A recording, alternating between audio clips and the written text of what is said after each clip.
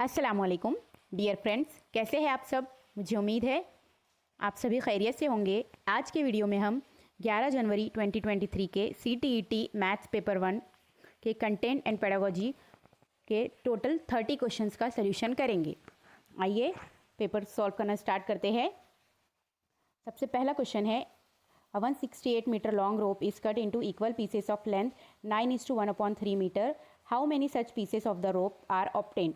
देखिए, इस क्वेश्चन में हमें क्या कहा गया है कि एक 168 मीटर की लंबी रस्सी को 9 सही 1/3 मीटर के बराबर हिस्सों में तकसीम किया गया है। तो हमें बताना है कि हमें उस रस्सी के टोटल कितने पीसेस या कितने हिस्से हासिल होंगे, हमें ये बताना है।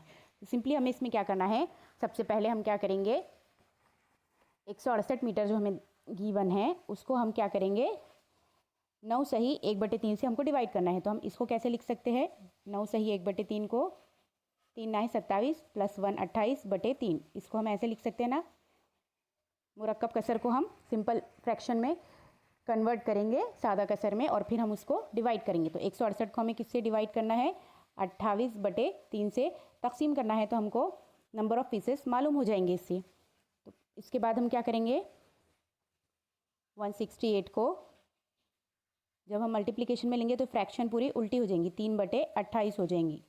अब हम क्या करेंगे, इसको कैंसिल करेंगे, 7 से काटेंगे, 7 चौक 28, 7 दूनी 14, 2 बचे, फिर 7 चौक 28, 4 एका 4, 4 छके 24। तो ये हुआ फिर 6 ज़रब 3 मसावी 18, मतलब कि हमको उस रस्सी के टोटल कितने 18 पीसेस मिलेंगे। क्वेश्चन नंबर फर्स्ट का आंसर हो गया।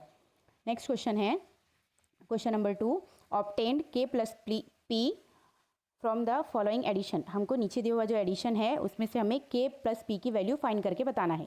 देखिए, हमको यहाँ पर क्या गिवन है, 3 + 2 जब हम करेंगे तो हमको 5 मिलेगा, 0 + 9 9 मिलेगा, 1 + P जब हम करेंगे तो हमको 0 मिलेगा। मतलब कि 1 में हमको ऐसी वैल्यू ऐड करनी है कि हमको उसका एडिशन के बाद में टर्म 0 मिले। तो अगर 1 में हम 9 ऐड करते हैं तो हमको 0 10 का 0 मिलेगा। मतलब कि अगर हम P की वैल्यू 9 रखते हैं, 1 + P अगर हमको 10 का 0 मिल रहा है तो यहाँ पर एक हासिल का 1 आएगा, 1 + 3 7, 1 + 3 4, 4 + 7 11 का फिर ये 1 मिला हमको, फिर कैरी हुआ 1, 1 और 4 5, 5 में हम क्या वैल्यू मिलाएंगे K की, कि हमको नीचे 2 आना चाहिए। मतलब 5 में हम ऐसा कौन सा नंबर ऐड करेंगे कि जब हमको जिसका जवाब 12 मिलेगा, तो ही हमारे को 2 मिलेगा ना उसके यूनिट डिजिट पर। तो 5 में जब हम 7 मिलाएंगे तो हमको मिलेगा 12, 12 का 2 नीचे आएगा और कैरी 1 होगा यहाँ पर।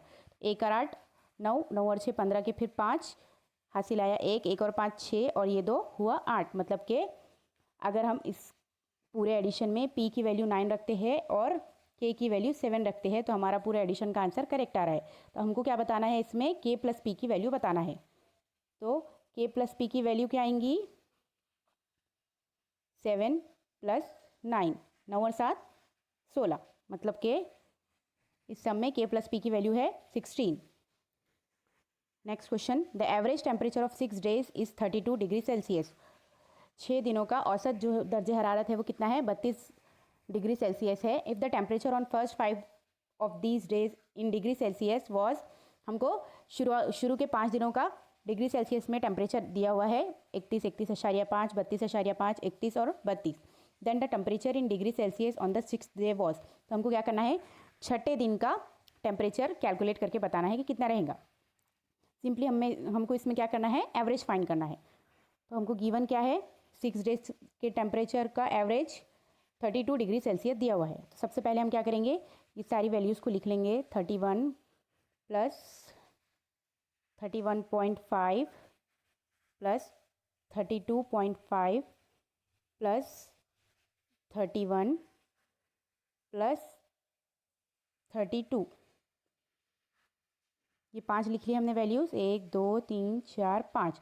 और हमको क्या है, 6 दिनों का टेम्परेचर दिया हुआ है। तो छठे दिन के लिए हम क्या करेंगे, x कंसिडर कर लेंगे, इसके डिनोमिनेटर में हम 6 लिखेंगे और इज इक्वल टू वैल्यू कितनी दी हुई है हमको, एवरेज 32 डिग्री सेल्सियस दिया हुआ है, यहाँ पर लिखेंगे हम 32।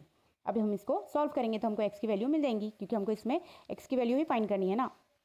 अब जब हम इसको ऐड करेंगे 30 60 90 120 और ये हुआ 150, 152, 153, ये एक मिलाएंगे तो 154, और ये 32 और एक 33, ये 3 मिलाएंगे तो 157, और ये हुआ 158, मतलब कि 158 plus x is equal to क्या होगा, ये 6 इसके साथ मल्टीप्लाई हो जाएगा, 6 दूनी 12 के 2, हासिल आया 1, 6 3 18 और 1 19, 192 के इक्वल आएगा 158 प्लस एक्स। तो एक्स की वैल्यू क्या आएंगी हमको, 192 माइनस 158 जब हम करेंगे तो हमको एक्स की वैल्यू मिल जाएंगी। 12 में से 8 गए तो 4, और यहाँ पर बचा 8, 18 में से 15 गए तो 3, मतलब कि 34 डिग्री सेल्सियस है छठे दिन का temperature. Option number 4। Next question, question number 4। देखिए क्वेश्चन पेपर में ना, क्वेश्चन में ना ये क्वेश्चन गलत हो गया था, वैल्यू इसकी चेंज हो गई थी। अभी हमने इसको करेक्ट किए हैं आंसर सही आने के लिए, लेकिन ये क्वेश्चन पेपर में गलत हो गया था और इसके मार्क्स सभी को मिल गए थे। और आंसर की में इसका जो करेक्ट ऑप्शन है 9 गिवन है, क्योंकि ये क्वेश्चन ही गलत था। क्वेश्चन क्या है, LCM and HCF of x and y are 4 times and 2 times respectively of the HCF of 42 and 120। LCM और HCF x और y का 4 गुना है और 2 गुना है किसके, 42 और 120 के HCF के। If x is 24 then what is the value of y। अगर x की वैल्यू 24 है तो हमको y की वैल्यू फाइंड करके बतानी है कि क्या रहेंगी। देखिए सबसे पहले हम क्या करेंगे, 42 और 120 का HCF निकाल लेंगे, क्योंकि उसके ही 4 और 2 गुना है ना LCM और HCF x और y का। सबसे पहले हम 42 और 120 का HCF निकालेंगे। 42 और 120 का जब हम HCF निकालेंगे तो क्या आएगा हमको, 6 से करेंगे, 6 सत्ते 42, 6 दूनी 12 0। अब 7 और 12 दोनों भी एक टेबल में आते हैं क्या, नहीं आते हैं, मतलब कि ये 6 ही है जो इसका सबसे बड़ा HCF हाईएस्ट कॉमन फैक्टर है। तो हमको क्या बताया गया है कि LCM of x and y, x और y का जो LCM है वो कितना है, 4 टाइम्स है किसके, HCF ऑफ 42 एंड 120, मतलब कि ये कितना होगा 24। और जो HCF है x और y का, उसकी वैल्यू कितनी है, 2 टाइम है, 2 टाइम है किसके, 42 और 120 के HCF के। तो ये कितना होगा 12। अब जब हमको x की वैल्यू 24 दी हुई है तो y की ऐसी कौन सी वैल्यू लेंगे हम कि उनका LCM 24 आए। तो y की हमको जो वैल्यू लेंगे वो रहेंगी 12। अगर हम y की वैल्यू 12 लेते हैं तो ही हमको उसका LCM क्या मिलेगा, 24 मिलेगा, और HCF 12 मिलेगा। इसका मतलब है x की वैल्यू 24 और y की वैल्यू 12, ये करेक्ट है। ऑप्शन नंबर 4 इस क्वेश्चन का सही जवाब है। Next question, which of the following has the smallest value. हमको इसमें बताना है कि सबसे कम वैल्यू किसकी है। इसमें सिंपल एडिशन करना है हमको। ये क्या करेंगे, 820 और 3670 में जब हम 820 को ऐड करेंगे तो हमको क्या मिलेगा, मसावी है, ये 0, ये 7 और 2 9 रहे होगा, ये 8 और 6 14 के 4, हासिल आया 1, ये हुआ 4490, पहली वैल्यू आई। उसके बाद दूसरी 3955 में 601 हम ऐड करेंगे और उसमें से 80 को सब्सट्रैक्ट करेंगे तो क्या मिलेगा हमको। देखिए ये हुआ 5 और 1 6, ये 5 और 0 5, ये 9 और 6 15 के 5, हासिल आया 1, ये हुआ 4556 में से जब हम माइनस करेंगे 80 को तो हमको क्या मिलेगा, 6 में से 0 गया 6 और 15 में से 8 गए तो 7, यहाँ पर बचा 4, 4476 इसकी वैल्यू।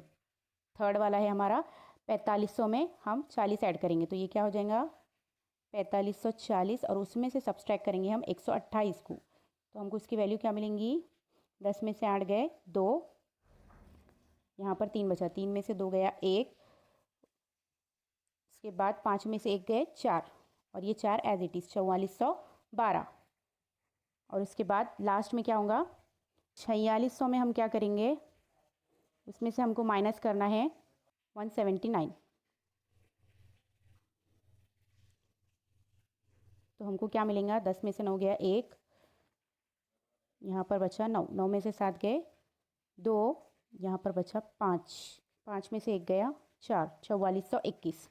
तो सबसे कम वैल्यू हमको फाइंड करने की थी ना, ये है 4490, ये है 4476, ये है 4412 और ये है 4421। सबसे कम वैल्यू कौन सी है? 4412, मतलब कि ऑप्शन नंबर 3 इस क्वेश्चन का करेक्ट आंसर है। नेक्स्ट क्वेश्चन, क्वेश्चन नंबर 6 है, Shweta cut a cake on her birthday, she gave half of the cake to her 3 friends, kept 1/4 of it for her sister and the rest for her self.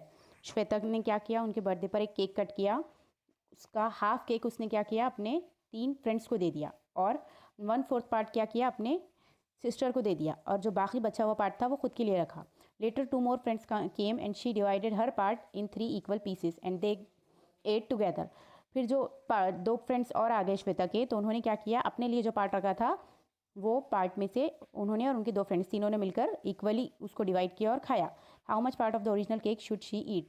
तो मतलब कि original cake का कितना part Shweta के हिस्से में आया, हमें ये बताना है।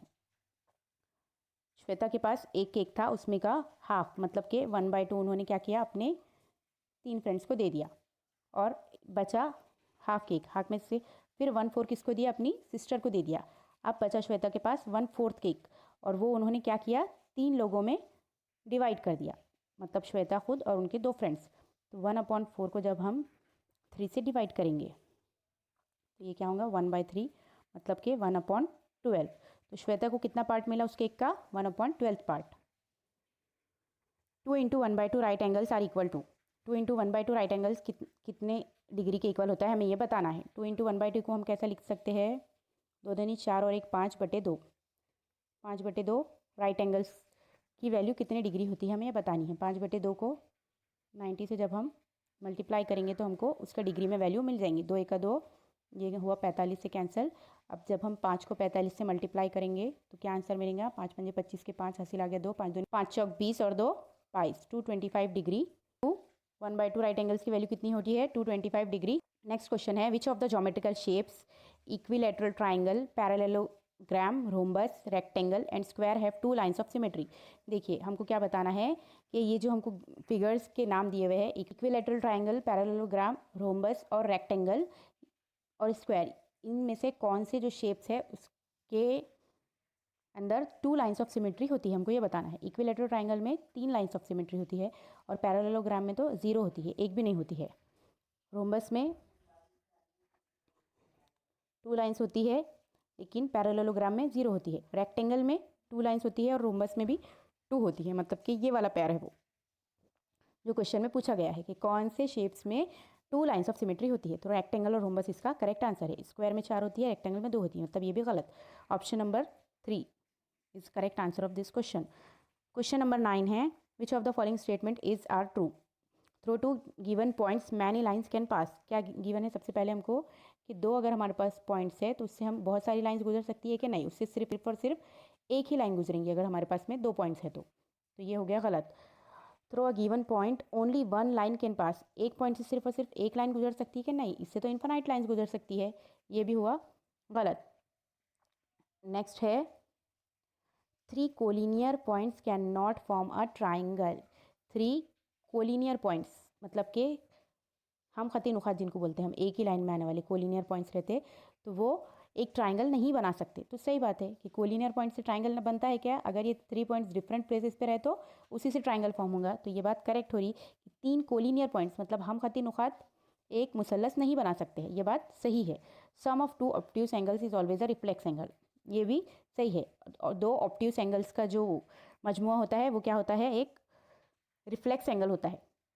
ऑब्ट्यूज एंगल क्या रहते हैं, जिसकी मेजरमेंट 90 से ज़्यादा और 180 से कम होती है। मतलब अगर हम 2 ऑब्ट्यूज एंगल ले रहे हैं, एक 110 डिग्री का और एक 120 डिग्री का, तो इसका सम हमको क्या मिलेगा, 0 3 2 230 डिग्री। ये रिफ्लेक्स एंगल ही है ना, 180 से ज़्यादा रहता और 360 से कम रहता। तो थर्ड वाला और फोर्थ वाला स्टेटमेंट करेक्ट है। Option number 3, only 3 and 4 are correct. Next question, question number 10, a train started at 8:50 a.m. It covered a distance of 420 km with a speed of 70 km per hour and a distance of 120 km with a speed of 80 km per hour. एक train start हुई 8:50 पर सुबह में और उसने 240 kilometre का distance जो है 70 किलोमीटर पर आवर की स्पीड में तय किया और 120 किलोमीटर का डिस्टेंस 80 किलोमीटर पर आवर की स्पीड में तय किया। In between the journey the train stopped at 3 station, और उसकी सफ़र के दौरान में वो 3 स्टेशन पर रुकी for 5 minutes, 8 minutes and 12 minutes, 5 minute, 8 minute और 12 मिनट के लिए तीनों भी स्टेशन पर रुकी वो, one by one. At what time did it reach its destination, तो हमको बताना है कि वो किस वक्त अपनी मंजिल को पहुँचेंगी। तो देखिए, सबसे पहले हम क्या करेंगे, इसका टोटल टाइम निकाल लेंगे कि टोटल टाइम कितना स्पेंड किया ट्रेन ने। टाइम के लिए क्या फॉर्मूला है हमारे पास में, डिस्टेंस अपॉन स्पीड है ना, तो 420 किलोमीटर कितने टाइम में तय किया, 70 की स्पीड में, और दूसरा 120 किलोमीटर कितने में तय किया, 80 की स्पीड में।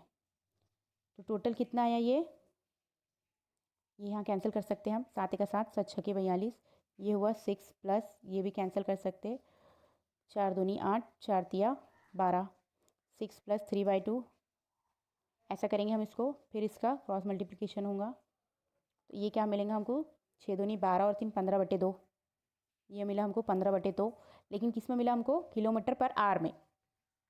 अब हमको अगर इसको मिनट में कन्वर्ट करना है तो हम क्या करेंगे, इसको 60 से मल्टीप्लाई कर देंगे, 2 1 2, 2 तिया 6, 0, 15 0 0, 15 तिया 45, मतलब कि 450 मिनट टोटल टाइम है। और इसके बाद में फिर ये टाइम भी हमको इसमें ऐड करना पड़ेगा, ये 5 मिनट, 8 मिनट और 12 minute.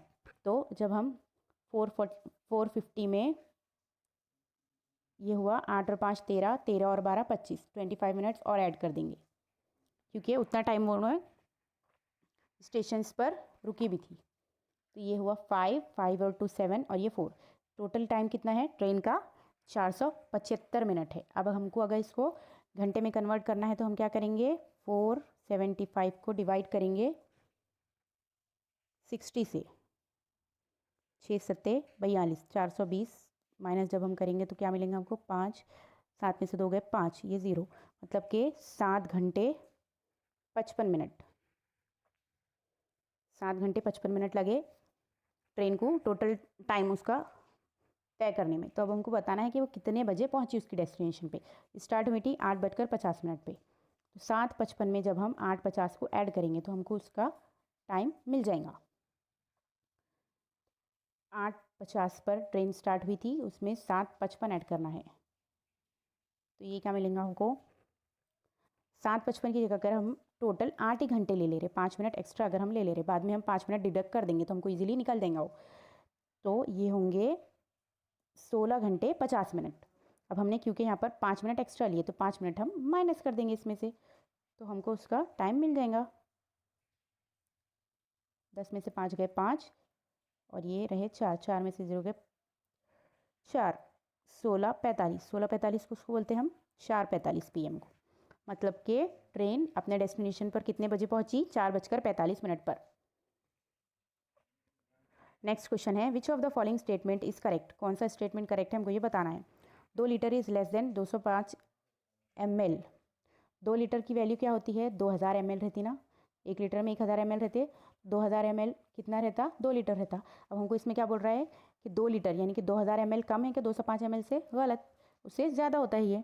1.69 metre is equal to 1690 centimetre, 1.69 metre को अगर हमको सेंटीमीटर में कन्वर्ट करना है तो हम इसको 100 से मल्टीप्लाई कर देते हैं।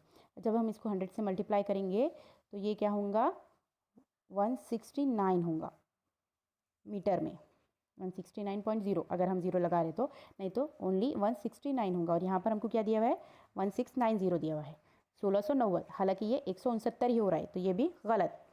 6.25 litres is more than 6 litres 25 ml, 6.25 litre मतलब के 6 लीटर 250 ml बोल सकते हैं हम इसको।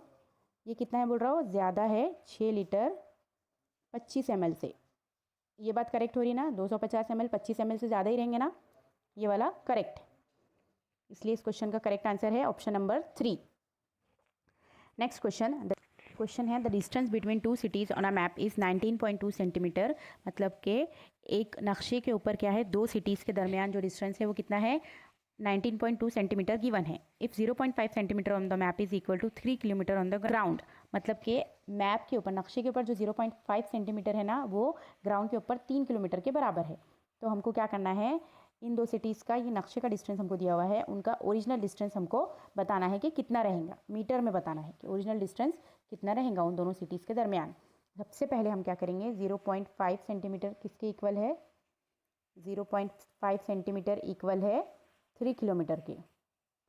तो 1 सेंटीमीटर कितने के इक्वल होगा, 3/0.5 के, और हमको कितने का निकालना है, 19.2 सेंटीमीटर का डिस्टेंस निकालना है। ये पॉइंट और ये पॉइंट कैंसिल हो जाएंगे दोनों भी। ये क्या होगा, 3 दूनी 6, 3 ना है 27 के 7, हासिल आ गया 2, 3 का 3 और 2 ये 5, 576/5। अब जब हम इसको डिवाइड करेंगे, 5 1 5, 5 1 5, फिर 5 1 5, 2 बचे, 5 5 25, आशारिया लगाएंगे, एक बचा, आशारिया लगाएंगे तो 5 दूनी 10, 115.2 हो गया। ये हमको मिला किलोमीटर में, क्योंकि 3 किलोमीटर से मल्टीप्लाई किया ना हमने, तो ये हुआ हमको किलोमीटर में। अब जब हमको इसको किलोमीटर से मीटर में कन्वर्ट करना है, तो 115.2 को हम मल्टीप्लाई करेंगे 1000 से, क्योंकि 1 किलोमीटर में 1000 मीटर रहते। तो जब हम इसको 1000 से मल्टीप्लाई करेंगे तो हमको क्या मिलेंगी, 115,200, मतलब कि 1,15,200 मीटर। ऑप्शन नंबर 4 करेक्ट है इसका answer.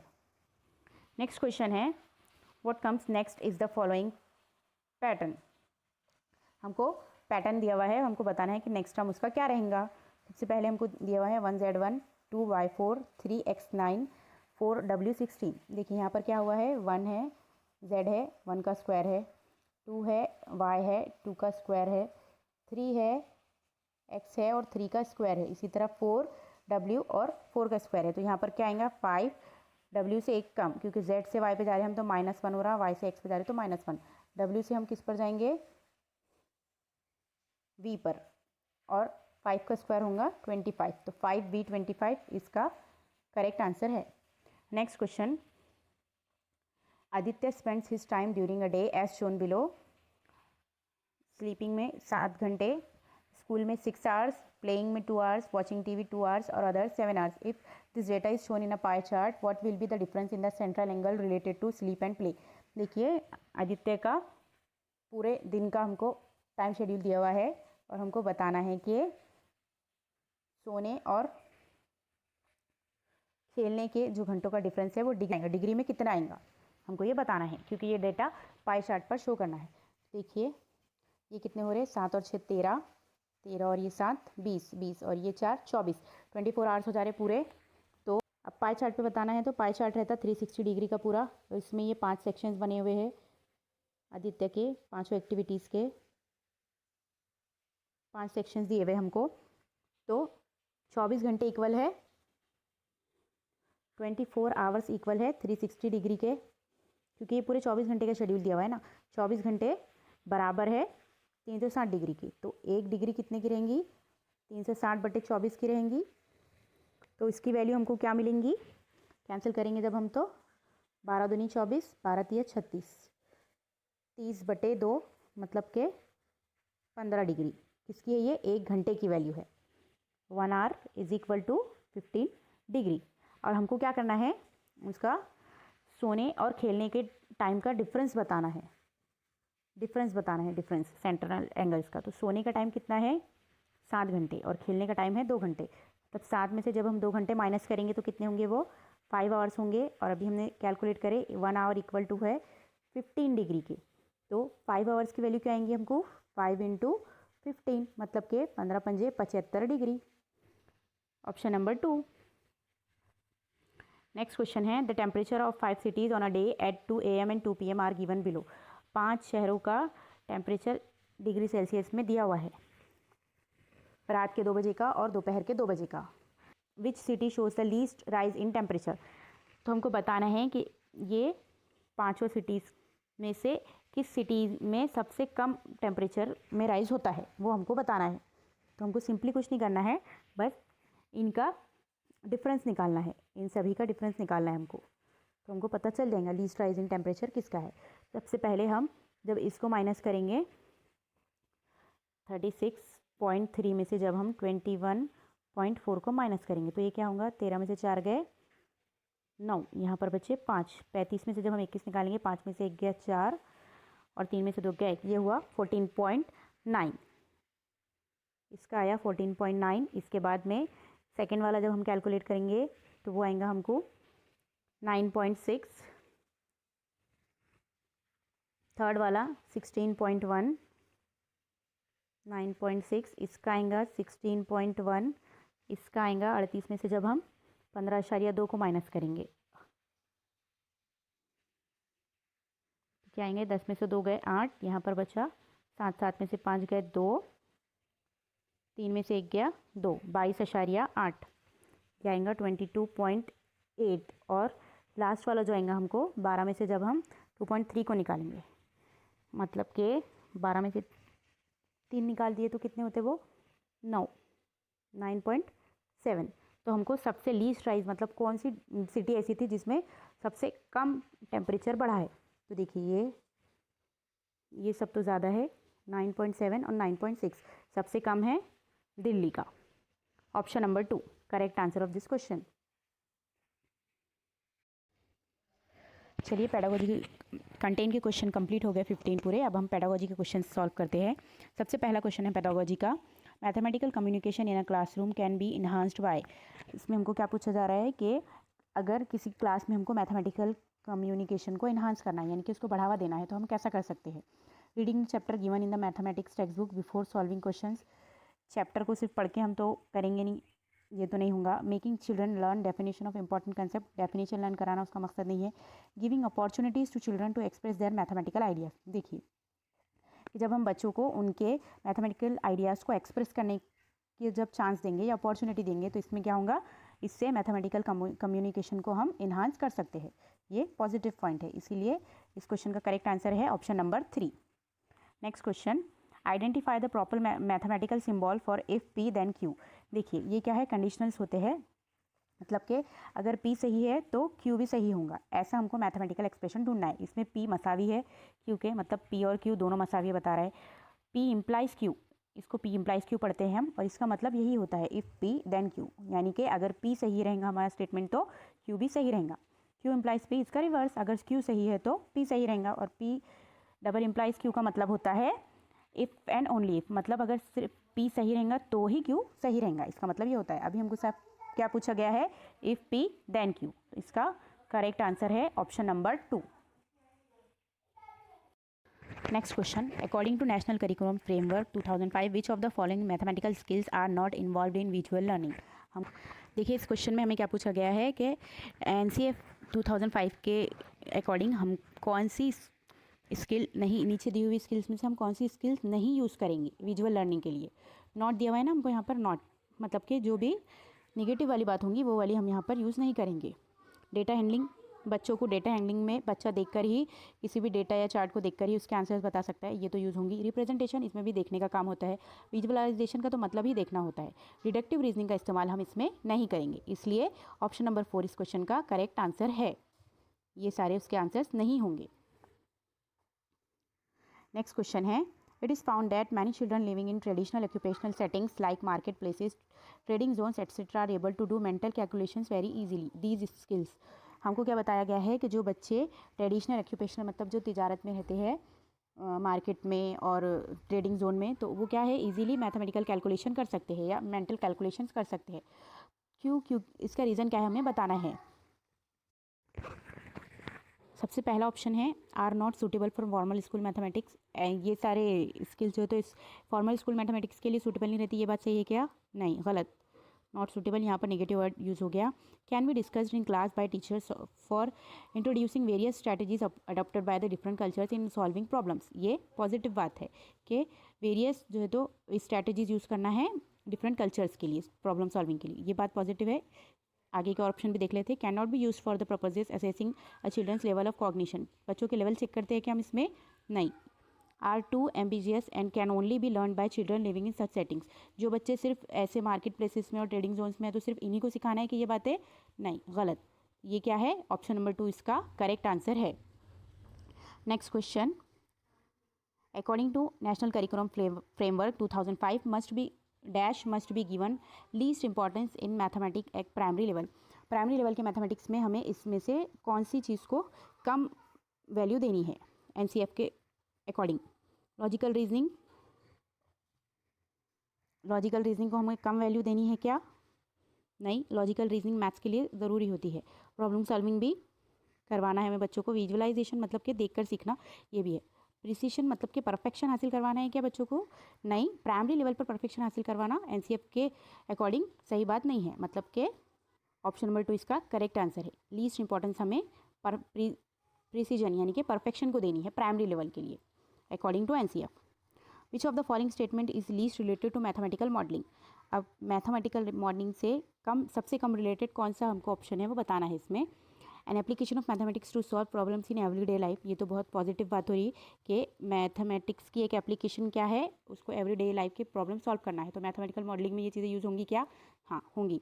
Making assumptions and approximations to simplify a problems को सिंप्लीफाई करने के लिए हम यूज़ करते हैं क्या? सिंप्लीफाई करने के लिए, हाँ ये भी सही बात है। Identify important quantities and using tools और representation to find their relationships. जी, बहुत सारी चीज़ों के रिलेशनशिप को फाइंड करने के लिए मैथ्स के हम मैथमेटिकल मॉडलिंग का इस्तेमाल करते हैं। Using concrete model as teaching learning material in mathematics classroom. Concrete model के लिए यूज़ करते क्या मैथमेटिकल मॉडलिंग को? नहीं, ये बात गलत है। तो ऑप्शन नंबर 4 करेक्ट आंसर है इसका। लीस्ट इंपॉर्टेंट क्या रहेगा यहाँ पर? यूजिंग कॉन्क्रीट मॉडल्स वाला। Question number 7, next question, which of the following is most appropriate way to explain the meaning of top number and the bottom number in a fraction to 4th grade students? बच्चों को हमें मतलब कि fraction में जो हमारा numerator और denominator रहता है, तो हमें उसको सिखाने के लिए बच्चों को कौन सा मेथड यूज़ करना चाहिए? अप्रोप्रिएट वे कौन सा रहेगा हमको ये बताना है इसमें। Telling them that top number is the numerator and bottom number is the denominator. हम डायरेक्टली उनको बोल देंगे क्या? नहीं, ऐसा तो नहीं करेंगे, हम बच्चों को डायरेक्टली बोलकर बताएंगे। Using fraction models like circular price, rectangular strips and appropriately shading the parts to show numerator and denominator and helping students to arrive the definition। ये बात सही है कि हम सर्कुलर पाइस, रेक्टेंगुलर स्ट्रिप्स, ये सारी चीज़ें हम यूज़ कर सकते हैं। After defining the numerator and denominator, asking the students to identify numerator and denominator in various pictures. हम इसको डिफाइन करेंगे क्या? नहीं, ये गलत बात होगी। Bye defining that the bottom, यहाँ पर भी डिफाइनिंग आ गया, ये भी गलत। मतलब कि इसका करेक्ट आंसर क्या है? Next question, which of the following is most appropriate to introduce the concept of measurement to primary grade learners? बच्चों को मेजरमेंट अगर हमको सिखाना है प्राइमरी स्कूल के बच्चों को, तो कौन सा जो तरीका है, मोस्ट अप्रोप्रिएट तरीका हमको ये बताना है। Plan activities that are based on accurate and precise measurement. Accurate और प्रिसाइज दोनों भी नेगेटिव वर्ड्स है, cancel. Give the definition of different units of measurement, definition देना भी गलत बात। Plan activities that involve measuring real life objects using non standard techniques, ये सही बात हो रही कि हमें क्या करना है, ऐसी एक्टिविटीज़ को प्लान करना है कि बच्चे रियल लाइफ के ऑब्जेक्ट्स को नॉन स्टैंडर्ड टेक्निक्स, मतलब कि जो हाथों से बच्चे गिनते हैं उस तरीके से समझो, गिनना हमें सिखाना है रियल लाइफ की चीज़ों को, रियल लाइफ के ऑब्जेक्ट्स को यूज़ करके। ये सबसे पॉजिटिव बात है। तो ये करेक्ट ऑप्शन है कि various cut out of shapes to children and ask them to measure their sides using a scale. Scale से यूज़ कराना मतलब कि हम इनको रूल के थ्रू ही सिखा रहे हैं ना डायरेक्टली, ये बात तो गलत हो रही है। इसका करेक्ट ऑप्शन क्या है? सबसे पॉजिटिव वाला option number 3। Next question, which of the following holds true for remedial teaching in mathematics? Mathematics में रेमेडियल टीचिंग के लिए कौन सा ऑप्शन इसमें से ट्रू होता है, करेक्ट होता है? It is helps to identify gifted children in mathematics class. Gifted children को आइडेंटिफाई करने के लिए थोड़ी ना रेमेडियल टीचिंग की जाती है। It helps children to excel in competitive exams. Competitive exams में एक्सेलेंसी बताने के लिए भी रेमेडियल टीचिंग नहीं की जाती। It is beneficial only for children with special needs. Special needs के लिए बेनिफिशियल रहती है क्या? नहीं, सभी के लिए की जाती है वो। It is done to overcome difficulties in learning mathematics. जी, रेमेडियल टीचिंग के जरिए हमें पता चलता है कि बच्चों को कहाँ पर डिफ़िकल्टी हो रही है मैथ्स समझने में। तो इसका सबसे सही जवाब क्या है? Option number 4। Question number 10, which one of the following is the most appropriate and important feature of mathematics text book eight primary level? Primary level पे जो सबसे ज़्यादा रहेगा इसमें, तो क्या रहेगा हमें ये बताना है। मैथ्स की टेक्स्ट बुक का it should contain more problems for students to practice. ज़्यादा प्रॉब्लम्स होना के बच्चों के लिए, प्राइमरी लेवल के बच्चे हैं, गलत बात ये। It should be colourful and designed in attractive way, बोल सकते हैं हम इसको positively. It should focus more on the theoretical concept, focus negative word आ गया, और थ्योरेटिकल कंसेप्ट पे ही करेंगे अगर फोकस, नहीं, ये भी बात गलत हो गई।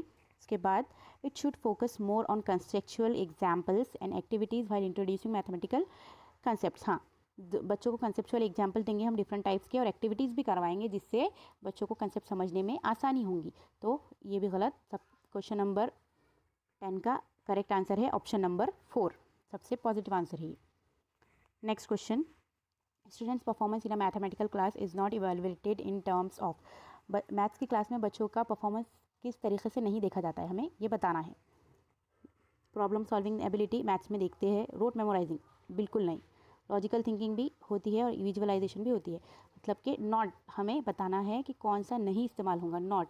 तो रोट मेमोराइजिंग ये निगेटिव वर्ड है। और सिंपली मैं आपको बता दूं कि किसी भी क्वेश्चन में अगर हमें नॉट पूछा जाए, नहीं अगर पूछा जाए, तो नेगेटिव सेंस में हमें पूछ रहा है ना, तो नेगेटिव का आंसर कभी भी नेगेटिव ही सही होता है। तो यहाँ पर हमको नॉट पूछा है, तो इसका आंसर क्या रहेगा, मोस्ट नेगेटिव ऑप्शन जो रहेगा वो उसका आंसर रहेगा। मैक्सिमम केसेस में ऐसा ही होता है।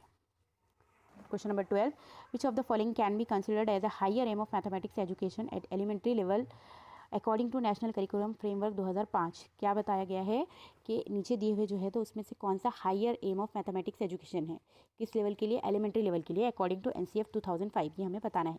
हायर एम, देखिए इसमें एम के ना 2 टाइप होते हैं अकॉर्डिंग टू NCF, एक रहता है नैरो एम और दूसरा रहता है हायर एम। नैरो एम में क्या कराते हैं बच्चों को, मतलब इनको सिंपल कैलकुलेशंस कराते हैं मैथ्स के, एडिशन हो गया, सब्सट्रैक्शन हो गया, डिवीजन हो गया, मल्टीप्लिकेशन हो गया, और इनको जॉब से रिलेटेड अगर कुछ रहा तो वो करवाते हैं। और हायर एम क्या होता है, उनका इंटरनल रिसोर्सेस, उनकी थिंकिंग, उनका बिहेवियरल, ये सारी चीज़ों पे फोकस करके उसे इन्हांस किया जाता है। तो यहाँ पर हमें क्या पूछा हुआ है, हायर लेवल पूछा हुआ है। तो इसके लिए हमें क्या करना है, to develop numeracy skills in children, ये तो बच्चों के लिए है, प्राइमरी लेवल के बच्चों के लिए न्यूमेरेसी करवाना। To make children experts in calculation, नहीं, एक्सपर्ट और कैलकुलेशन में करेंगे तो नहीं। To develop clarity of thought and logico mathematical thinking, देखिए थॉट्स की क्लैरिटी मतलब बच्चों के कंसेप्ट क्लियर रहना बिल्कुल, और लॉजिको मैथमेटिकल थिंकिंग मतलब हायर लेवल पर बच्चों को बोल सकते हैं ना लॉजिकल थिंकिंग के लिए जाने के लिए, मतलब उस चीज़ को उनकी इन्हांस किया जा सकता है। To build skills for competitive exams, ये भी गलत बात। सबसे करेक्ट ऑप्शन क्या है इसका, option number 3। Next question, more than 50% student of a class did not learn a topic, मतलब कि एक क्लास के 50% से ज़्यादा बच्चों को एक टॉपिक समझ में नहीं आया। तो which of the following is not an appropriate strategy to help these students in learning the topic. तो नीचे दिए हुए में से कौन सी स्ट्रैटेजी हम यूज़ नहीं करेंगे कि बच्चों को उस लेसन को लर्न करने में आसानी हो। तो लर्न करने में आसानी हो उसके लिए हमें कौन सा नहीं करना है, मतलब हमको निगेटिव वाला ऑप्शन इसमें से ढूंढ कर निकालना है। Repeating the topic with different example, अगर हम टॉपिक को बहुत सारे एग्जाम्पल्स के साथ मुख्तलिफ एग्जाम्पल यूज़ करके कर सकते हैं ना, ये बात तो सही हो रही कि हम ये यूज़ कर सकते हैं। Engaging the children in group task related to the topic, हाँ बच्चों को ग्रुप में भी करवा सकते हैं टॉपिक से related question. Asking the children to solve a large number of similar problems related to the topic, मतलब कि बच्चों को बहुत सारे सेम टॉपिक पर से रिलेटेड बहुत सारे हम एग्जाम्पल्स दे देंगे कि हम उसको सॉल्व करके, ये क्वेश्चंस को सॉल्व करके बताओ। जब बच्चे को वो टॉपिक समझा ही नहीं, उसका कंसेप्ट ही क्लियर नहीं हुआ, तो वो कैसे इस टॉपिक को आपको क्वेश्चंस सॉल्व करके बता सकता है। तब कि ये तरीका तो हम बिल्कुल नहीं यूज़ करेंगे ना। Creating cooperative learning situations involving the children who have already learn that topic, मतलब क्लास के कुछ बच्चे जो सीख सके हैं तो हम उनको बोलेंगे कि जो नहीं सीखे हैं उनकी हेल्प करो, हाँ ये भी यूज़ करेंगे। और हमें क्या बताना था, नहीं जो हम यूज़ करेंगे तरीका वो बताना था। तो उस लिहाज से सबसे करेक्ट ऑप्शन है option number 3।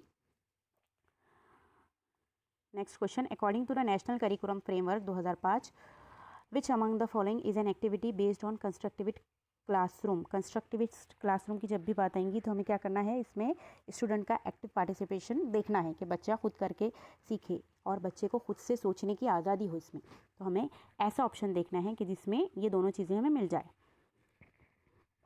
Teacher solves problems on the black board and students copied, teacher solve करेंगे और बच्चे इसको कॉपी करेंगे, ये बात गलत, क्योंकि इसमें बच्चे का एक्टिव पार्टिसिपेशन ही नहीं हो रहा है। Teacher observe the group activity and facilitates the students for problem solving, देखिए टीचर क्या कर रहा है, बच्चों की ग्रुप एक्टिविटी को ऑब्जर्व कर रहा है और बच्चों को फैसिलिटेट कर रहा है, किस लिए, प्रॉब्लम सॉल्विंग के लिए।